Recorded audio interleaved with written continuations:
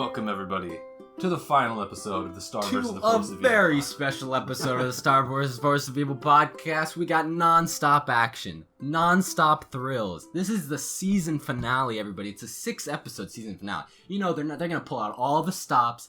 Nothing's going wrong here, guys. This is the end game. We're gonna win. We're gonna finally beat this stupid podcast to death with a big stick. Because this is the last episodes, and thank goodness they didn't disappoint us with these last episodes. This is the last. These are not the last episodes of the show. Yeah, they are. But this is the last episode of the podcast, and I guess we'll get into more of why. Yeah, at the end. We'll get into that. But for now, I think we gotta get right into it after our. We can't stop this thrill ride too I know. soon. I mean, we gotta get started. We left the audience on one hell of a cliffhanger last time. That's for sure. The audience is on the edge of their seats. Yeah, Star leaving Earth. Whoa! What an intense cliffhanger, and we come back. We come back with Return to Muni, and what do we what's the first thing we see in this epic? Okay, we want to know what happened to Star. What's the first thing we see when we start up the first episode? We see everyone's most relevant character, Marco. Oh, Marco. And we know Marco is going to go on one hell of a journey this episode. I mean, you know, I've really been hard on Marco, but thank goodness he finally gets some solid character development in these episodes. Thank goodness. Thank goodness he finally becomes relevant to the plot in these episodes. I mean, he's been really on the sidelines for the whole series. But this time, right now, he's really getting in there and making a difference. You know, some people say Marco isn't magical and is completely useless. Why is he even there? What is he doing here? Does he accomplish anything? Well, we're about to answer those questions right now because we're starting up the episode with Marco moping into a bowl of oatmeal. So, we should credit where it's due. I believe this is the first emotion Marco has ever expressed on the show. That's right. I didn't think about that. He is sad that Star left. Very sad. He did it. He did it. He's sad. He did it. He had an emotion. Good work. It's over pretty quick. Oh, yeah. That doesn't really last long. You know, he did it. He had an emotion. Yeah, you know, you can't really expect more than one emotion per 60 episodes or so, right? I mean, take that away from you know, these are some complex characters we're dealing with here. Indeed. And so Marco's moping into a bowl of cereal. So that's the beginning of the episode, and then it's a waste of time. So we're on Earth and it's a waste of time. Then we come back to Star. Then we come back to Star, who is at the very least moving the plot forward. So I mentioned this while we were watching. So they've turned the magical High Commission, which has just been de-souled, I guess, like Toffee ate their souls or something, I guess. And but they're not dead, unlike the goat guy, because he got blasted in a completely different way. He got Oh, yeah. Yeah, he kept on healing too much and he turned to dust. Yeah, so interestingly enough, he probably should have just got blasted himself because he would have turned out better, honestly. Yeah. Yep. Yeah, so he's actually just stupid. But, they're all balloons now, which we didn't see this in the last episode. Balloon spell that they cast on their corpse, I guess. See, the thing is, being de-souled makes them into balloons. It makes them float. This isn't. We don't see this at all in the previous episode. This is introduced just in this episode. Yeah, and also never explained. Yeah, but as the show goes on, other characters will get de-souled at points, and they all turn into balloons because that's just what happens when you lose your soul for some reason. That's exactly what happened. We didn't see that happen last time with Moon fighting with the Toffee. That didn't happen, but it happens now. Just keep your eye out. That's very important. We start out with a really funny moment where Star is talking to herself in a normal voice, and then her mom says, "Shut up, Star! You're being too loud." While they're in a horse-drawn carriage, rumbling down the path at 500, at 600 decibels. I don't know how sound works, but that sounds loud. It's really dumb. Why? How did Moon even hear? Yeah, how did Moon even know that she was talking? She's out there with the loud anyway. Yeah, they're carrying these balloon people behind them in the carriage when, oh no, the magic is fading, and the carriage just disappears. It was a magic carriage. Yeah, it was a magic carriage apparently. And horse. and everything else. And everything else. Oh, except for the balloons. That's just a property of souls, I guess. Well, a lack of soul. Yeah, a lack of a soul. Bodies just inflate, apparently, when they don't have a soul. That's what happens. Yeah, okay. When the soul leaves the body, that vacuum is filled with helium. I don't know, I'm not here to explain science class to you in Muni, but... Sounds about right. Sounds about right to me. So, anyway, there's some shenanigans with some rats, but nobody cares. Yeah, we move along and we get to this magical sanctuary. Except for the moon being just like a huge pain. Just like, just let her beat up the rats. Like, who cares? They're rats. She's like, no, Star, what are you doing? It's too dangerous. And she just like kicks the rats and hits them with a stick, and then they're done. Yep. And it's just like, oh, well, I mean, I guess good work, Moon. Yep.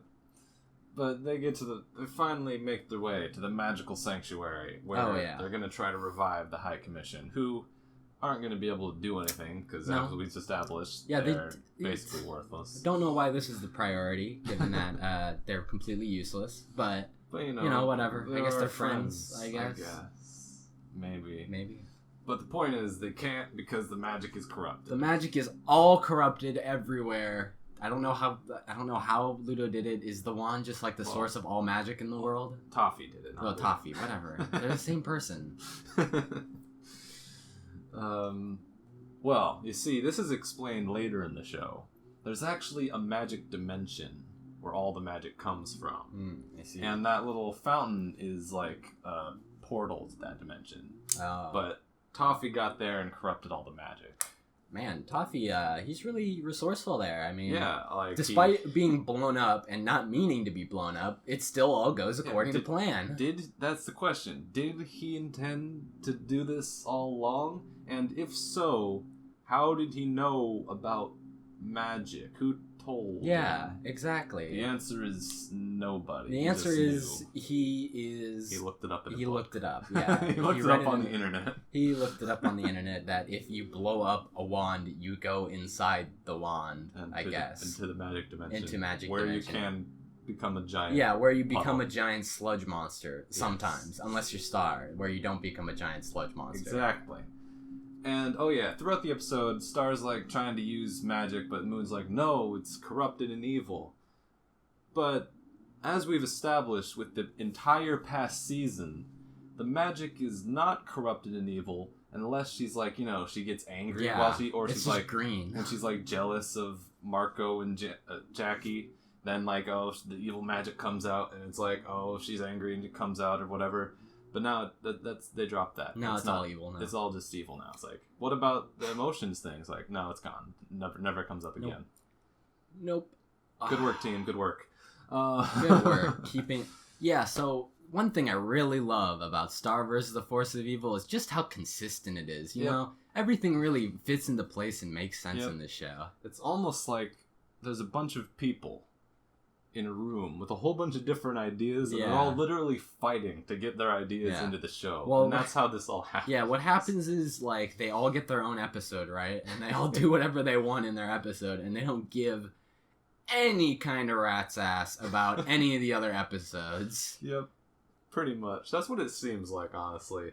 Later in the show, there's this great moment where, do you remember Kelly? Grass-haired lady? The grass-haired lady. Involving, like, all the dumb love triangle stuff that goes on, Marco starts going out with her. Excellent. But just for one episode. And then, in another episode, literally, Kelly mentions that they broke up off-screen.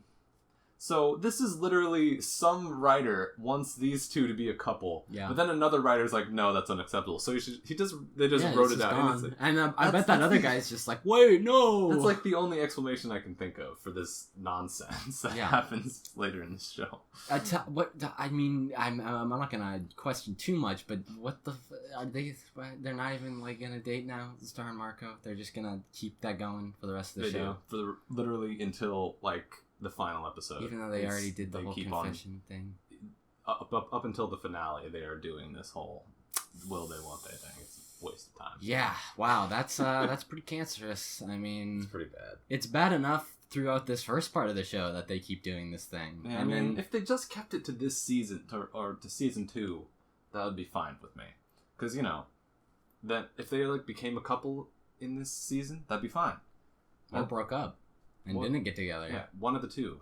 But not they just. I like you, Marco.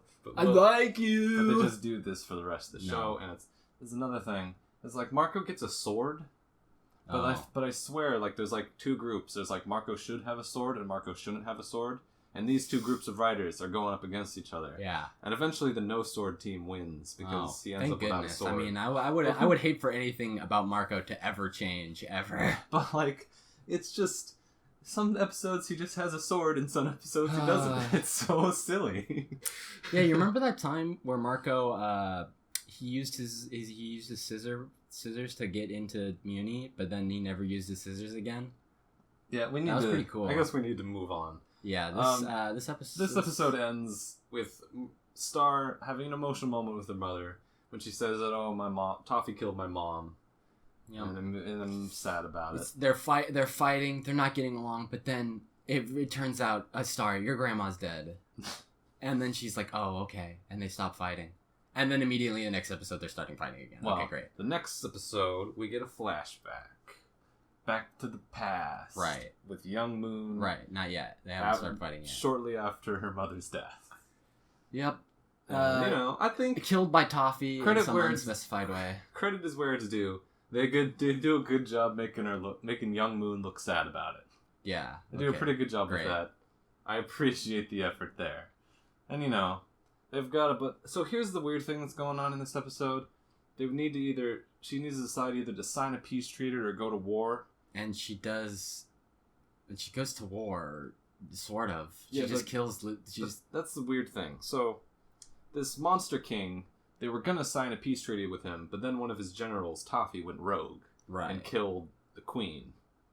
So why is the peace treaty still on the table? I don't know. Like, is it going to make a peace treaty with this king guy? But I don't think that affects Toffee at all. So they're still going to have to go to war against Toffee no matter what. Like, the king doesn't really seem to have much authority anymore if he's getting usurped by his general as we speak. Yeah, so I'm not sure what the whole deal with that is, but that's not really important. Like, the Magic High Commission is just like, you gotta make a decision. You gotta... And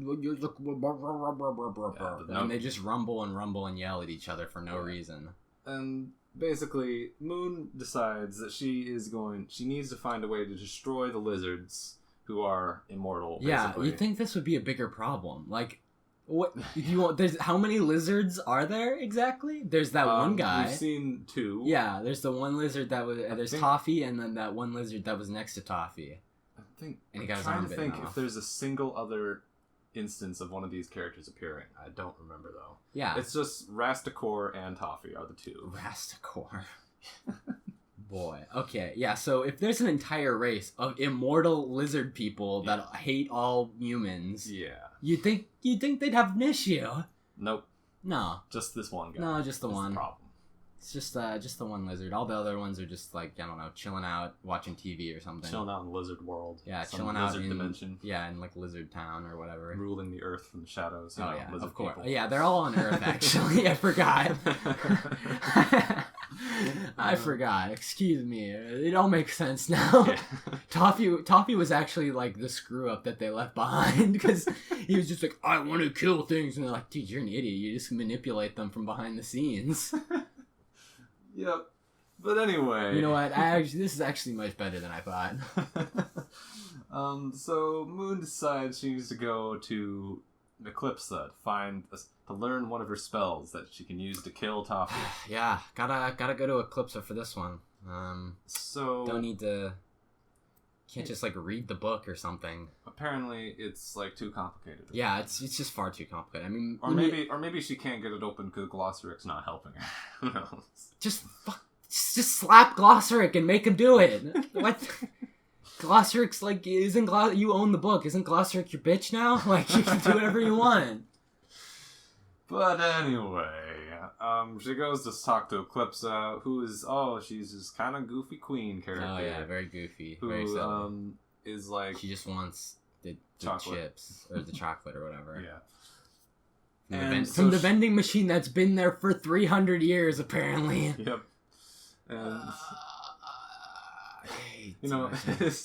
I do kind of like the joke though. Of, like, imagining, like, she's been trapped in a crystal, like, staring at a vending machine for 3,000 years, or whatever, 300 years, dying to get some of that chocolate. I like that. Yeah, very, very funny. She doesn't have anything else to think about in the crystal other than the vending But anyway, she says, I'll teach you the spell, but we gotta make, like, a contract between queens that you have to give me out afterwards. This one spell, by the way, it requires a contract, just so you know. Contracts are a thing now. I'm not sure if it requires a contract or if she said you have to make one with me. So, or I'm not going to teach it to you. But I think she said this one needs a contract or something. That makes it less cool. Because it seems much more interesting. If she's like, I'll teach it to you, but you have to let me out. Yeah.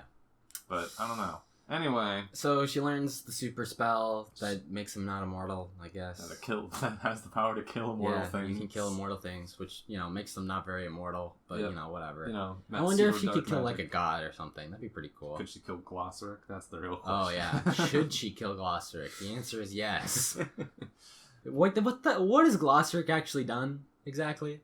Oh, Nothing. He's been around. Has he taught Star any spells? Yeah, he had that one episode where he taught her how to do the thing. Yeah, and that worked out real well, didn't it? Nope. Yeah. Thanks, Glossaryck. But anyway. Yeah, I hated Glossaryck from the first episode he was here. He's useless. I like him. He's hilarious. He's not funny. He's just a jerk. We'll get to that. But moving on. Let's see. Moon uses her new spell and cuts off Toffee's finger. Yeah, so she doesn't, like, is she like, what did she do? So here's the question. Was she, like, having mercy on Toffee? Or was she intentionally not killing Toffee in order to prevent Eclipsa from escaping? Yeah, because that would be really stupid. That makes, because her just, like, I don't know, like, tripping and missing or whatever is pretty stupid. She didn't just trip and miss. She just, like, we watch her intentionally aim for his hand or whatever. But that's, like, stupid. That's really stupid. Like, well, yeah, and that's the question. We don't know why she did it. Maybe she just, like, aims for his hand and she just, like, cuts off his finger. Very iconic. Very no finger. Good work. No finger. Good work. And then all the monsters just scatter. Well, yeah, because that was her plan all along. Because they're, oh no, we can die. We can die now. Oh no, we can die. We gotta get out of here. If we stand still in one place while she, like, reads out an essay, and then also she doesn't aim for us, and also she actually aims at our hearts or whatever. That's what's gonna get us. Yep. But yeah, we gotta get out of here. Yeah, but they all run away. We're immune to literally every other attack, but if she just stands still and, like, points a laser pointer at us, yeah, that's a real big problem for us. Wow. Let's just say they're all cowards. Yeah, sure. Evidently they are. Clearly. So Toffee literally doesn't, like, maybe if she'd, like, killed Toffee or something, that would make sense if that they would scatter. But she didn't even kill him. Like, Toffee could have just run up and, like, killed her. Right then. Yep. Like, it bit her head off. Yep. Because, she has to say the whole incantation again, apparently. And then also get more and more corrupted, I guess. Yeah. That never amounts to anything. Don't worry about it. Oh, that's great. I'm glad that her, like, the dark magic coursing through her veins. That looks pretty cool, but I'm glad that's completely worthless and not relevant to anything. It's not. It never is. Yeah, so whatever. Great job, she wins. Great work. She wins. You defeated Toffee. And that's the story of how she fought Toffee. Man, you could have saved yourself a lot of trouble if you just shot him in the head, shot him in the heart, or whatever. You should have gone for the head. Yeah, whatever. Yeah, that's that episode. Yeah, actually, she wanted to take out his finger so he couldn't snap and destroy half of all life in the galaxy. Anyway. Next up, we have Book Begone. Oh. This is the Ludo one. The Ludo one, where he spends the entire episode trying to write in the book. And he can't. Which, I like Ludo. And obviously, we have different opinions on the humor of the show.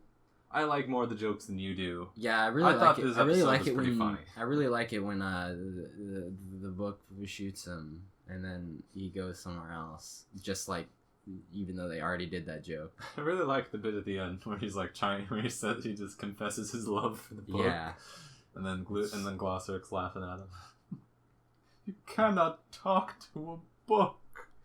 I mean, it's just Glossaryck being a prick again. Yeah. I mean, the book just, like, beat the shit out of him. Like, it's not that far of a stretch to think it could talk to him. It's not that funny. It's like, okay, I guess he can't talk. I thought it was pretty funny. I think Glossaryck is a fucking piece of shit, actually. He's a hilarious piece of shit. Yeah, sure, whatever. But anyway, basically the entire episode, Ludo's just trying to write in his book. He fails and throws the book into a fire and kills Glossaryck. Yeah. Aren't you happy? Glossaryck finally burnt to death. Yep. Thank God. Because apparently he's like attached to this book for some reason. That is the case. Great. Good. Glossaryck's dead. Except he's not actually dead. He's just in the magic realm, I guess. He's in hell, maybe. Hell. I don't know. Wherever he is. But whatever. We see him later.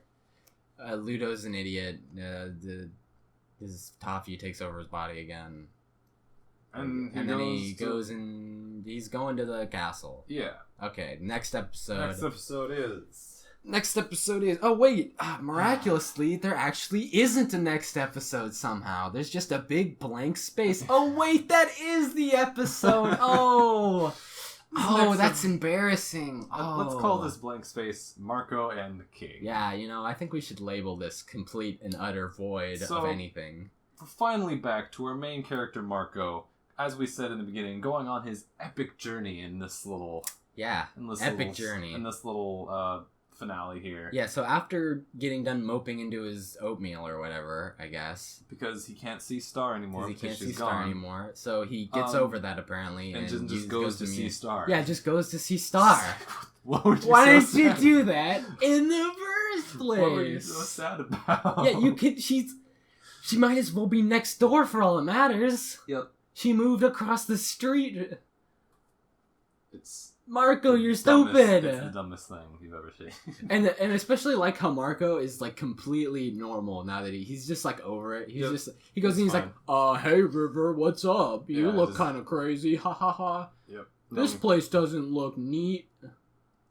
Oh yeah, because the River, the king, has been like partying to distract himself from the fact that his wife is gone, I guess. Yep.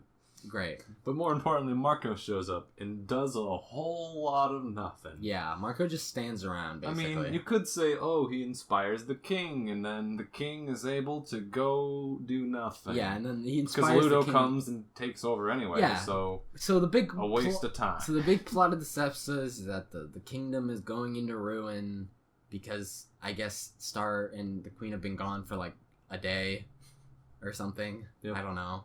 Maybe like 2 days. 2 or 3 days. The timeline is a little shaky. Yeah, so another thing about this show is that time makes absolutely no sense. And time is weird. Yeah, so everything happens in 1 second, and then nothing happens for years, is how the show works.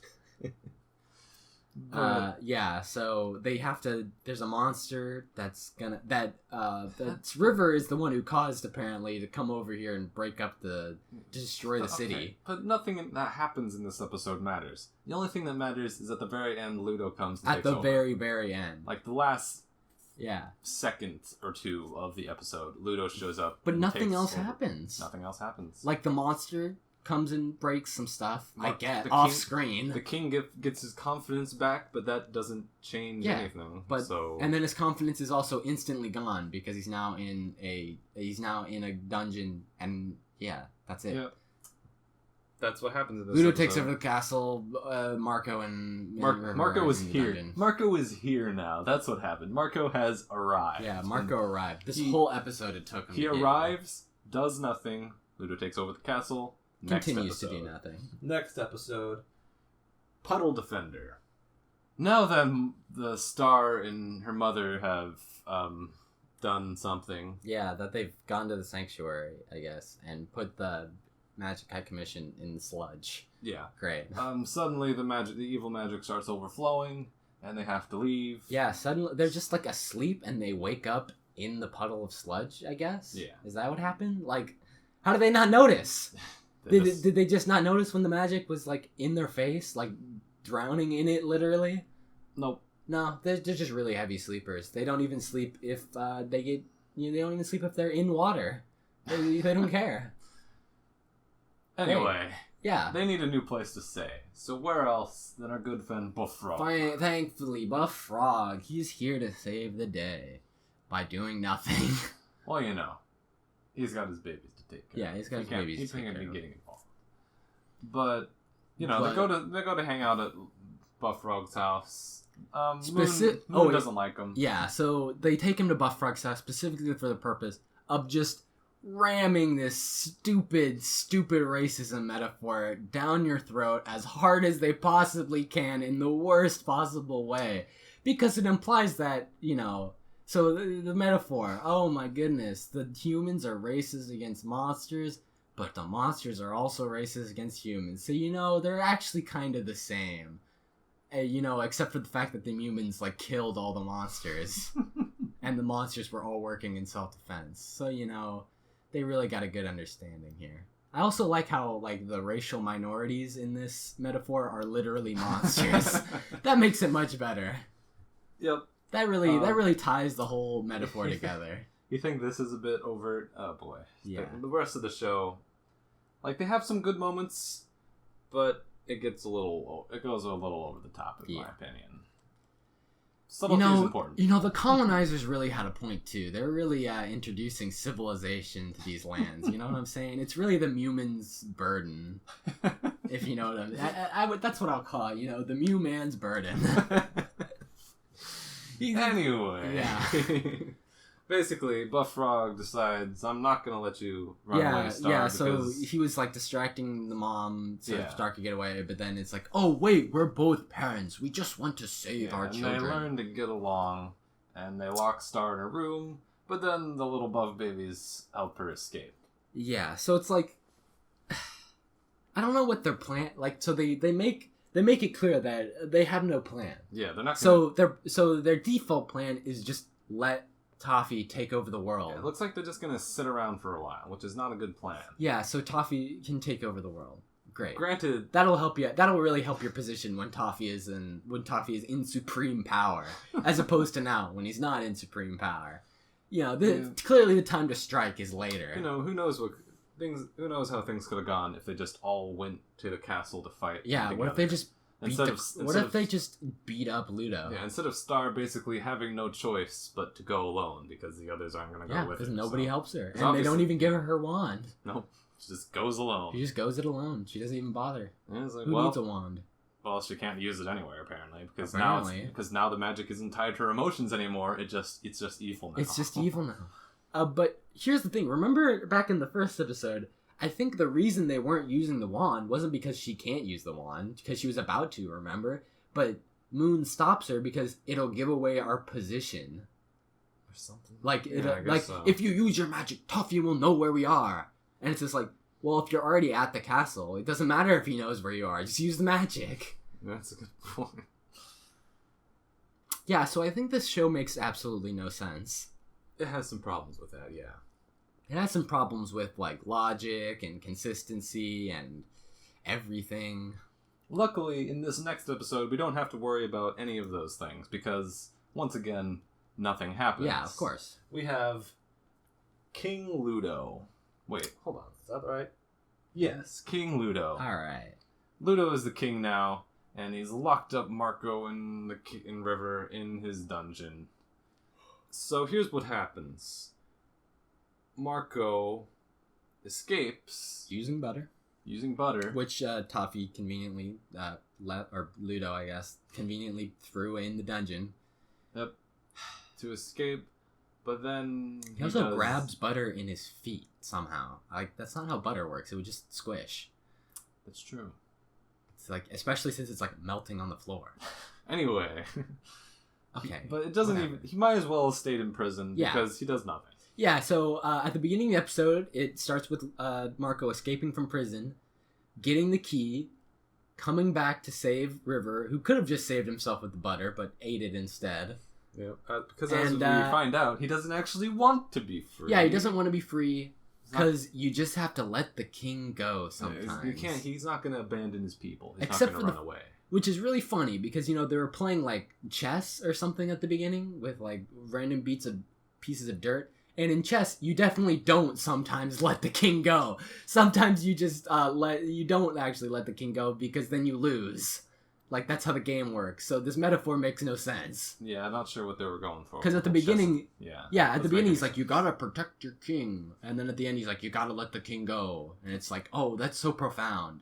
Except that it isn't. No, because it makes no sense. But, I mean, why not let the king go? Because he's fine. He doesn't do anything. And yeah, I mean, the king is worthless, and Ludo doesn't do anything, so... Yep. Ludo just lifts him off into the sky. Oh, but of course, Marco makes his new friends. He meets up with Ruberia, and what were the names? The Mime and Fool Duke. And Fool Duke. Three really important characters. They also have an extreme impact on the plot, and the story just wouldn't be the same without them. Yep. Except for the fact that you could just kill them all, and nothing would change. So.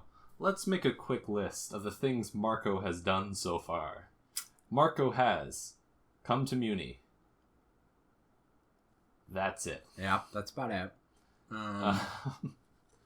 He's given the enemies a hostage, basically. Well, no. Well, I mean, if they ever knew how to take hostages. Like, why didn't Ludo just kill River? Like, just kill him. Because... Instead of lifting him off into the sky. Like an idiot. Maybe he just assumed he'd fall down and die. Yeah, I guess, but wouldn't it be way cooler if you like put River in like a guillotine or something? Or just vaporized him with magical wand? He only knows one spell, apparently. Well, he knows the giant laser beam spell, that's for apparently. Sure. But, he'd rather just send them to old space. Yeah. Really cool there, Ludo. So, yeah. Also, where'd all that stuff Ludo go that he lifted into when they threw out all of the butterfly stuff? Same place River went. Yeah, that doesn't really go anywhere. Nope. Apparently, it's just in the Eagle Land, wherever the hell the eagles live. They live in the clouds. In the apparently. Sky. Yeah, they just live in the sky. Like where? On Sky Island? Like they don't fly for their whole lives. They have to land somewhere. Don't question it.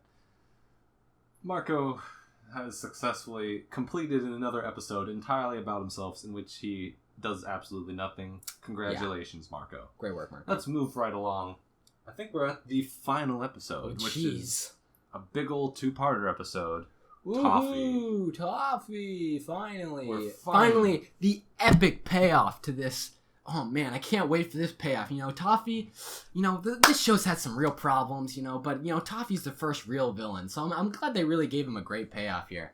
Let's see what happens. All right, let's start going through it. Let's see what happens to the only serious character in the whole show, Toffee. Let's see how it happens. So, Star breaks into the castle and beat up Ludo. Yeah, Star dresses up like a rat. For no reason. She dresses up in this, giant rat costume and then sneaks up behind Ludo through the vents anyway. Yeah. What? And then Ludo immediately sees through the disguise because she doesn't look anything like a rat. Why did she have a rat costume? So we wouldn't know who she was. For about 1 second before she takes the rat costume off. Yeah. And then she gets beat up. Yeah, and then the spider and eagle, which is beat up with their bare hands on numerous occasions before. Yep. Yeah, they suddenly have the upper hand now. Yep. Which it's all. Remember that one episode where it's Star's not useless without her magic. She's great. She fights monsters without magic all the time, but now she's useless. Oh yeah, now she can't fight 2 monsters, which she has defeated before easily. Yep. No, she's worthless. She gets captured put in the dungeon. And who is there to rescue her? Oh, it's Marco. Finally, Marco does the second thing he's ever done after coming to Muni. He rescues Star. But then he and Star are both immediately captured. Yeah, Ludo just walks through the door. Undoing that, meaning Marco has still done absolutely nothing. The resistance... Yeah. Is apparently foiled by Ludo just walking through a door. Yep. Even though they could have just killed Ludo right there. Yeah. They could have just curb stomped Ludo into the floor. I mean, he's watch out, there's rats! He's got a bunch of rats. You can beat up rats. You've beaten up giant monsters. Yeah. Why are these rats so threatening? They're rats. There's a lot of them, man. there's a lot of rats. I don't care. Like, they stab you with the spear, it's like a splinter. Like, who cares? The spears are, like, the size of, like, toy spears. Like, who cares? You've got reach on them. Anyway, all the Resistance and Marco are all put in chains, so, yeah, Marco's done nothing again. Yeah, great work, Marco. And Ludo takes Star away to get help because he's afraid of his hand. Yeah. So, while they were fighting, Star mentions that you're not in control, and he's like, oh, what did you mean by that? And he explains that Toffee is inside the wand. Somehow. So, she does the whispering spell on Ludo's hand, and blows up. And goes inside the wand, just like Ludo did. No, you mean Toffee. Or Toffee. Oh yeah, meanwhile... They're both green. Meanwhile, Moon and Buffrog found out she left and went after her and freed Marco and watched Star explode. Oh yeah, and left the rest of the Resistance in chains just because, I don't know, screw them, I guess. Screw them. Like, so then that's a thing Marco did. He made friends with the Resistance. Undone. Marco is just like a cold bastard. Like, no one cares. He's just like, well, yeah, these friends that, helped me out of my chains and, was trying to lead a resistance with me. Yeah, abandoned them. Betrayed. But anyway, Star it wouldn't even cost him anything to just let him go. Like, he's just like, yeah, fuck those guys. He's just like a piece of shit. Yep. Okay, yeah, moving on. Sorry. Moving on. They were all worthless, but yeah, seriously. So, Star is inside the wand now. She's in, like, the magical dimension. And she very briefly, like, has control over Ludo's body. Yeah.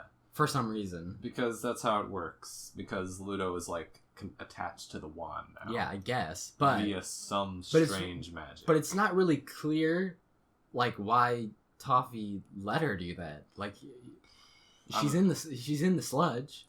Well, maybe she just wanted Moon to know that she was in there, she could then make Moon give up the finger. There. Pretty clever there, Toffee. Pretty clever. I mean, if Toffee was smart, he would have just taken the finger at any point in time. Yeah, now. Obviously Moon has no powers now, so she can't fight him. Also, it's totally unclear why he wants the finger. It's a finger. You see, he uses because he can, like, regenerate. Right. He uses the finger to regenerate the rest of his body. Oh, is that it? That's what he does with it. Yeah. Oh. Because when he gets his finger back, he can. So what you're saying is he can grow back from the finger. I think it's kind of cool. So what you're saying is, if they had just gotten rid of the finger, they would have been fine. But no, they got to keep it in a jar somewhere. Well, Toffee has still got control. Why don't you just bury it somewhere? Yeah. Is it gonna regrow in the ground? No. This shit makes no sense. But anyway, Toffee gets the finger back by holding Star hostage. Yeah. Basically. Sort of. And then he comes back. Oh no. And then doesn't. And he still has a suit, even though he is, like, came back from just a finger. I guess it's part of him. Yeah, he grows the suit back. But, and then he's like, no, I'm not gonna bring Star back. Haha. She's dead. And then, so Moon's just like, Moon is just a complete idiot. Like, why did you give him the finger? What guarantee did you have that you would bring Star back? Exactly. None. You just believed him because you're an idiot. Yep, pretty much. Basically, luckily, it doesn't matter how big of idiots these people are because they're the main characters and they're the good guys. Apparently, Star is just the only semi-competent character. She solves his problem herself. Yeah, she solves her problems from the depths of hell, apparently. Yeah, so Star's swimming around in all the evil magic sludge, trying to, like, find some magic that isn't corrupted, I guess. And she ends up with a Glossaric. Yeah, somehow. This place in hell that no one is like, oh, no one's ever been here before. It's like, yeah, no one. Really? No one's ever been here before? No. No one? Not even you, Glossaric? Not even Toffee, who was here like 15 minutes ago? Well, apparently it's a different place from the other magic dimension. I don't even how is it a different place? They're both just voids. Like, they're just two different I'm assuming that in the second void, there's no sludge anymore because Toffee's gone. Yeah. It's probably the same place. Yeah. Anyway, Star finds the magic. Yeah, so at the bottom of the stew, despite Glossaryck saying not to do that, you know, the thing that saves the day. Thanks, Glossaryck. Yep. Glossaryck sucks.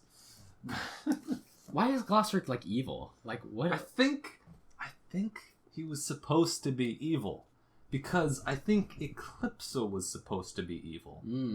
But they go back on that later and change their minds and introduce a new villain who is terrible. Here's what happens. Star comes back, obliterates Toffee with super magic powers. So what happens is... She has a pretty cool little transformation sequence.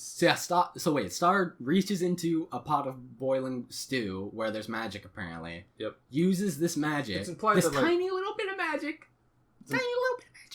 It's implied that she creates the magic down. She goes down there and whatever. Does stuff. Great, whatever. And it gives birth to a unicorn or whatever. It's really, it actually looks kind of disgusting. There's a little unicorn growing in a little egg. It's like a little embryo. Yeah, it's disgusting.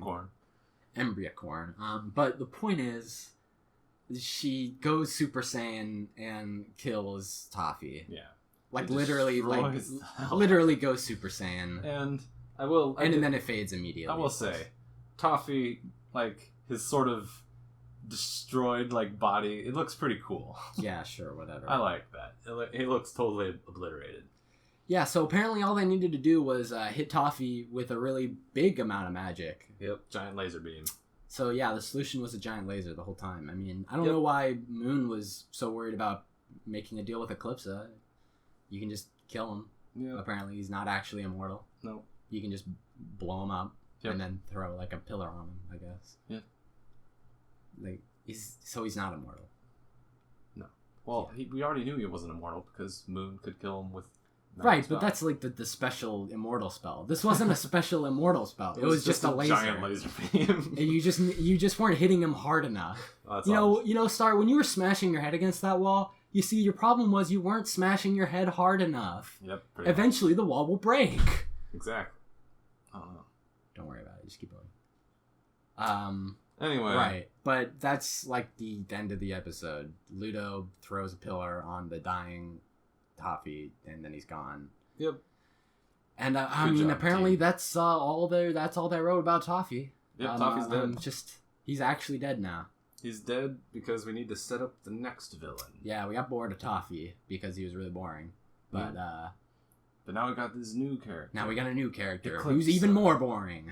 She's the evil queen from the past. Okay, so now we can get into my crack theory. Okay, crack theory.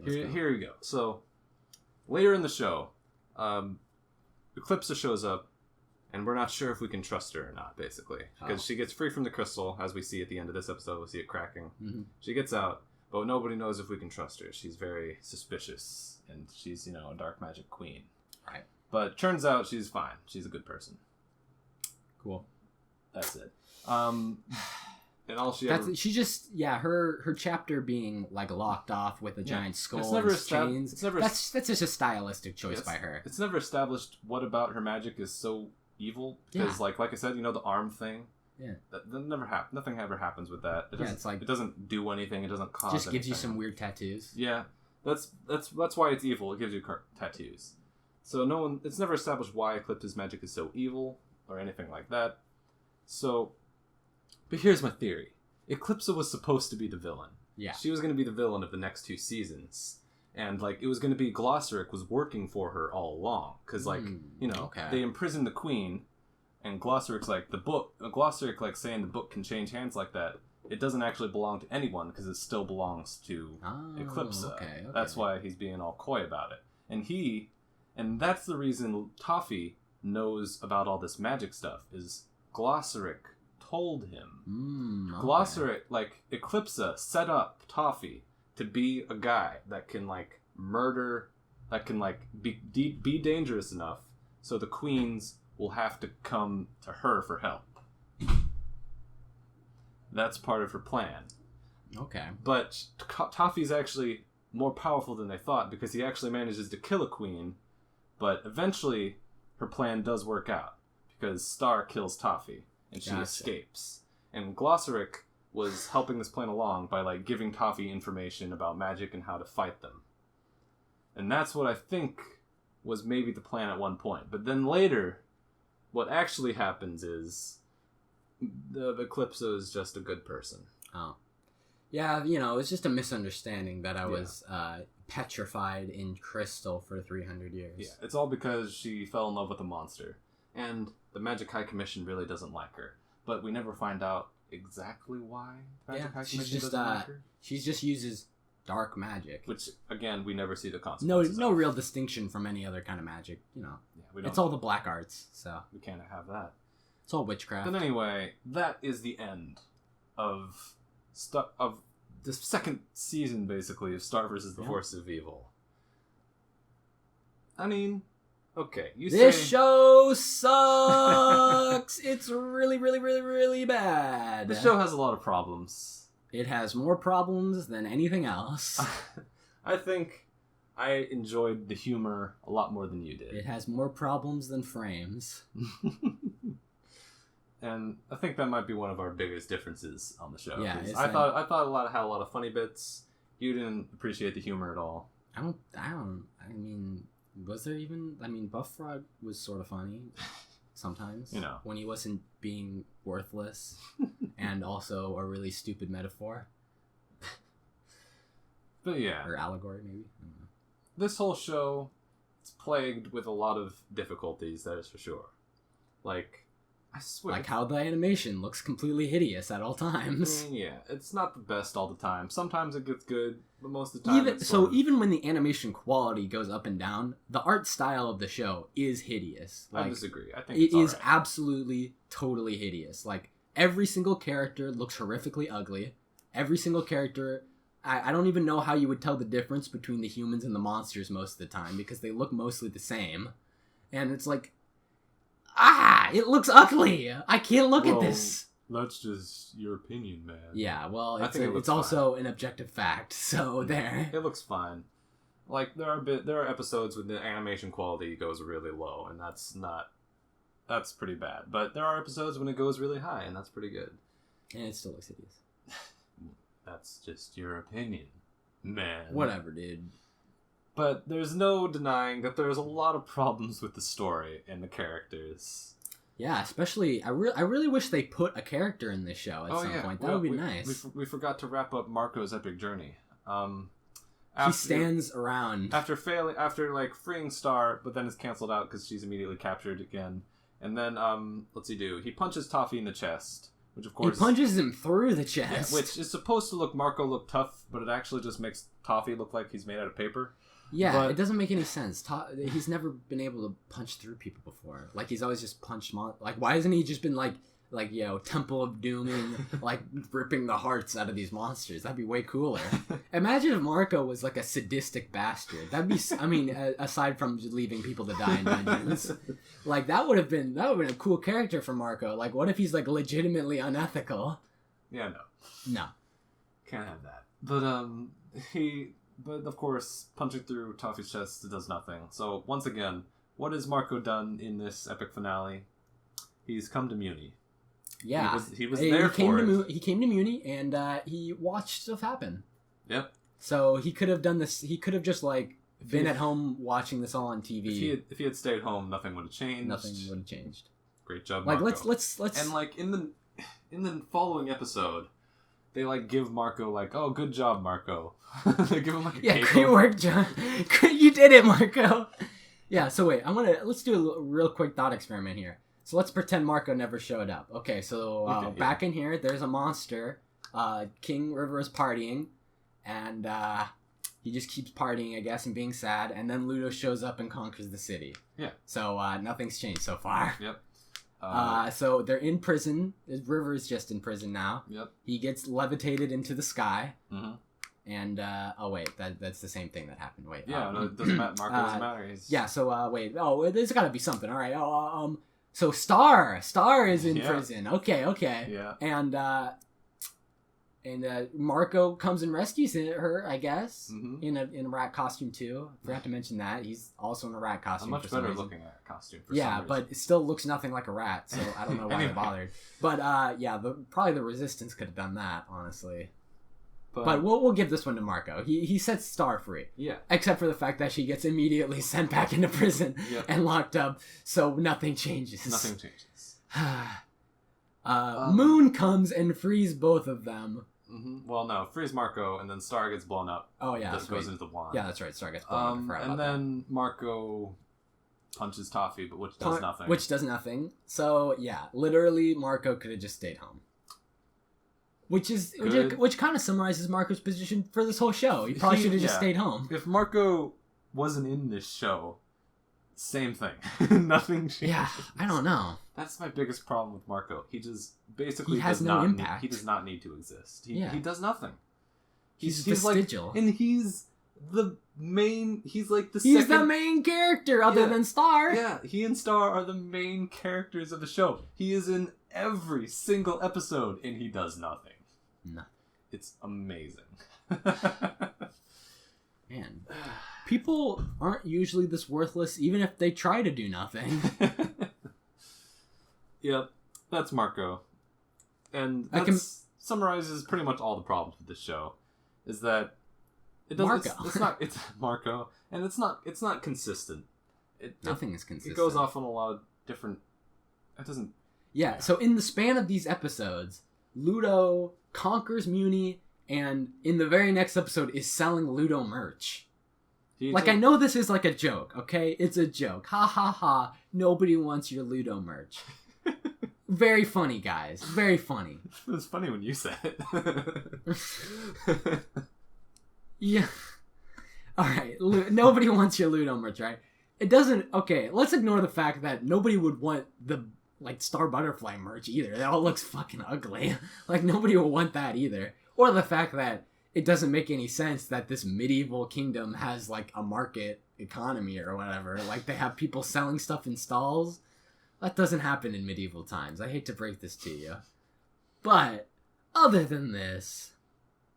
I hate this. I don't have anything else. Did you, lose your train of thought there a little bit? I completely lost my train of thought there. I hate this.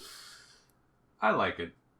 It has some good parts. It is probably the most poorly constructed world I've ever heard. It is very poorly constructed. Its world building is on the level...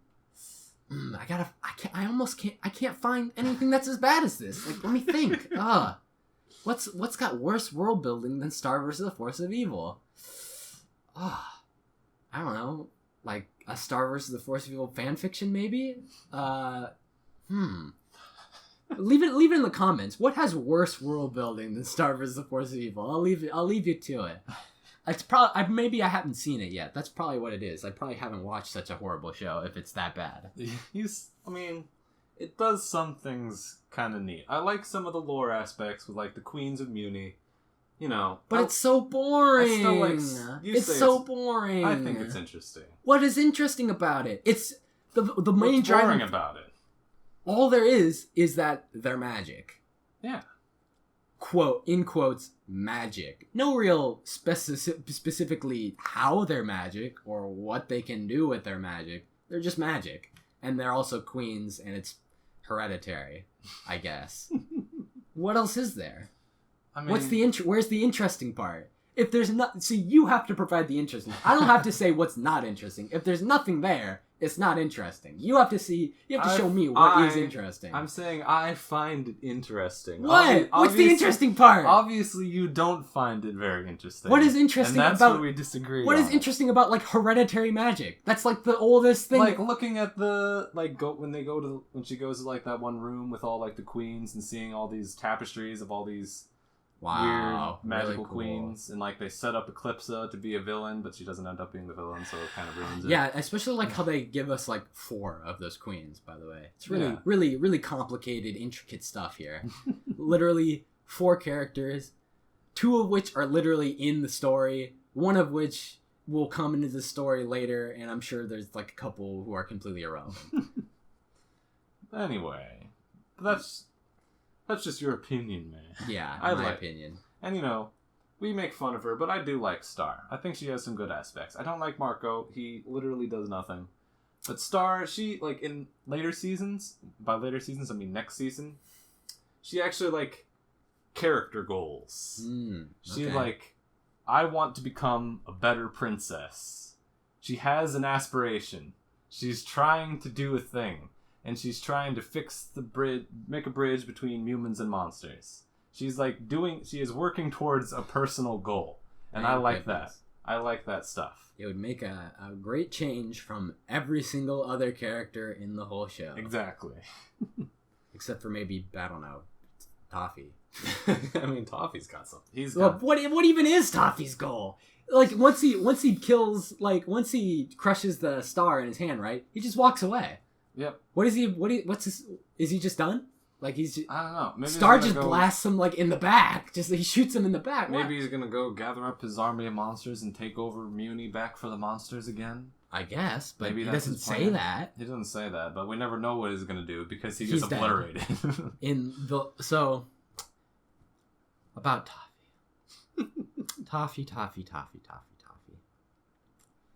Toffee is the worst villain I have ever seen. Quite possibly. There are more annoying villains. There are less evil villains who aren't as evil as him. But Toffee is the most boring villain.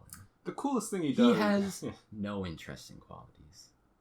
The coolest thing he does is something he doesn't do on screen, which is kill Moon's mom. Yeah, imagine if they showed that on screen. Man, that'd be cool. He has, like, their skulls on his, like, yeah.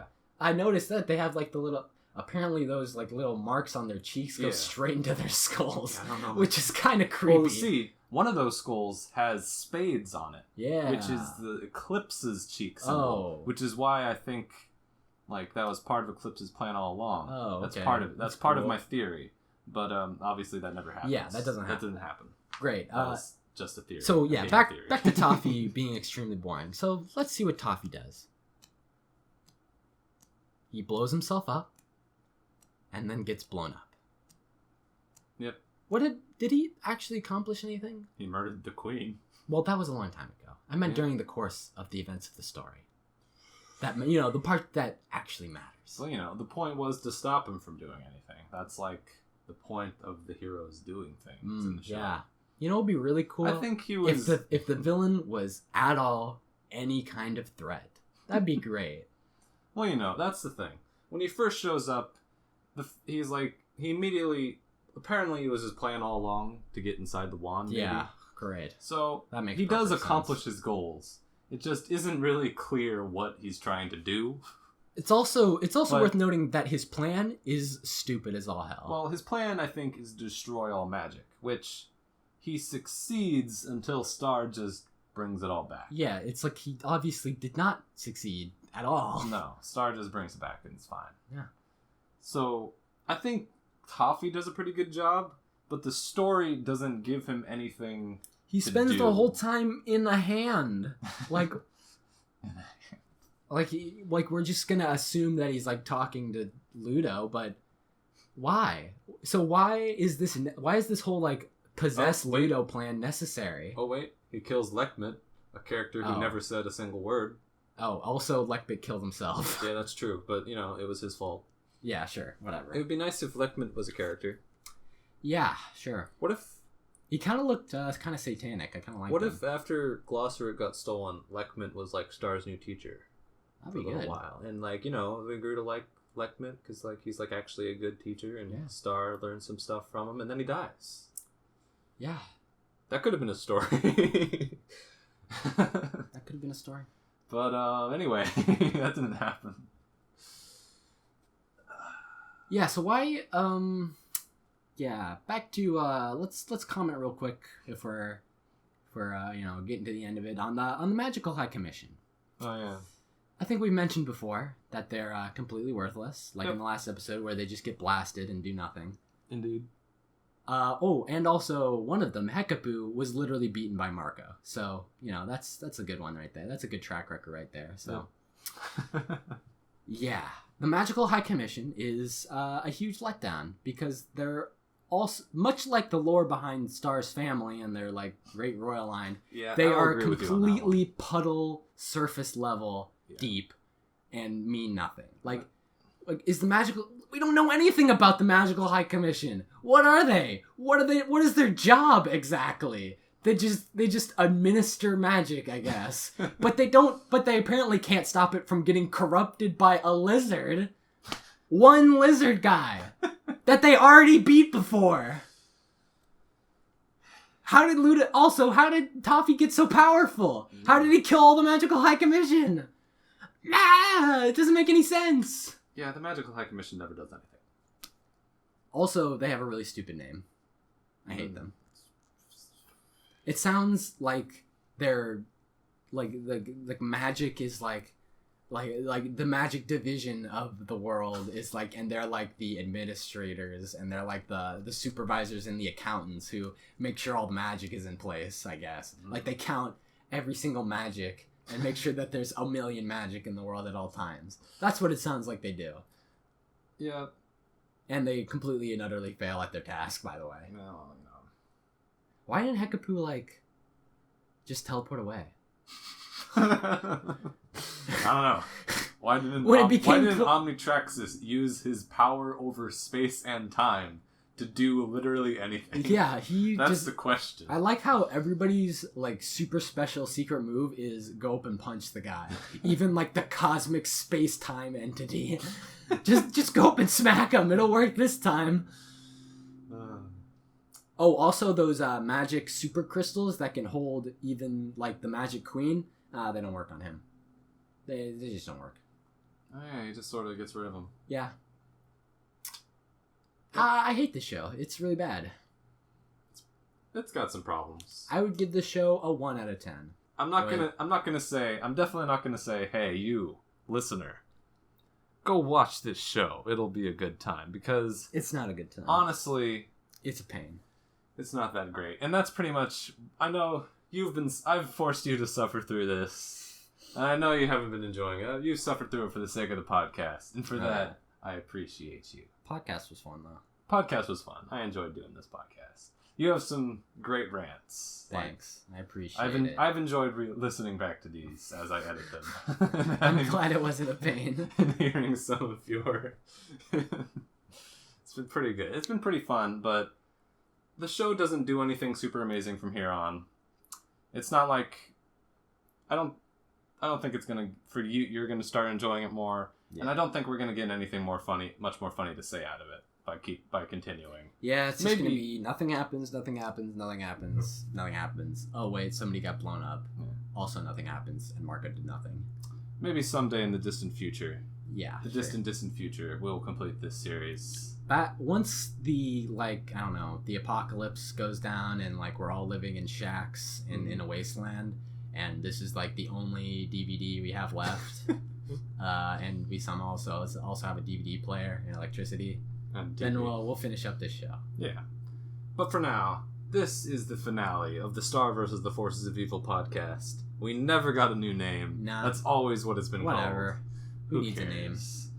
And call it the Marco Cod Podcast. The Marco Cast. And I think the next podcast we're going to do is going back to an old favorite. Yeah, finally. Adventure Time. A good show. We're going to go back to the very beginning. Imagine if any character in Adventure Time was as useless as Marco. A bunch of one-off characters. Well, sure, but they do something in the episode they're in. Usually, yeah. I mean, none of the characters who, like, are in every episode. Yeah, any character who is in more than, like, one episode is, like, an actual character. Like, they have, like, I don't know, a personality or a thing that they do, even. But anyway, I think I'm making a bunch of videos that will no longer be relevant by the time they come out. Like, everyone will have forgotten about this show. But I'm going to make them anyway. Videos about this show. And, you know, that'll be fun. But our next podcast, we're going to go back to the very beginning of Adventure Time. We have to go back. It's going to be epic. So stay tuned, everyone. Stay attuned. Thank you for listening. And have a good night. And also, I hate Star. I like